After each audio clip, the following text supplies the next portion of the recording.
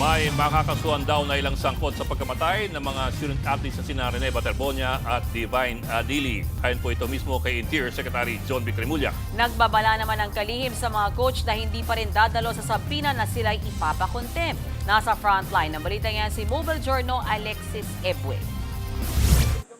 Sa ikatlong araw ng fact-finding investigation ng PNP-CIDG kaugnay sa pagkasawi ng dalawang Ateneo student athletes na sina Rene Baterbonia at Divine Adili, present ang 8 players ng Ateneo basketball team sa PNP-CIDG headquarters. Kabilang dyan sina Travis Roberts, Joaquin Espina at si Kiefer Alas na nauna nang bigay ng pahayag sa isang podcast. Kasama rin ang ilang magulang ng mga manlalaro at isa pang assistant coach. Bumisita rin si DILG Secretary John Vic Remulla sa CIDG para kumustahin ang investigasyon. Ayon kay Remulla, isusumiti nila sa DOJ ang full report sa pagkalunod ng dalawang Ateneo players sa susunod na Martes. Pero ang masasabi ngayon ni Remulla, may sasampahan ng reklamo. The report is not complete. Bukas yung mga coaches ang sampina nila.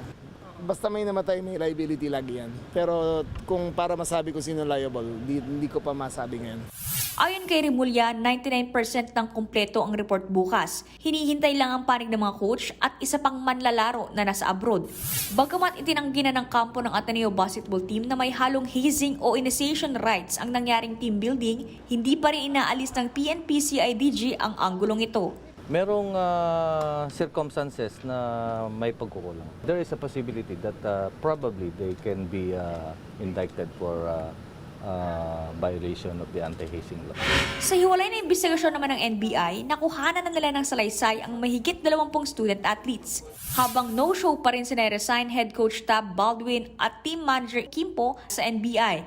Ipinapasabi na rin ng NBI sa susunod na linggo si Ateneo President Father Robert Yap. May nakahain ng resolusyon para imbestigahan sa Senado at Kamara ang pagkamatay ni Baterbonia at Adili.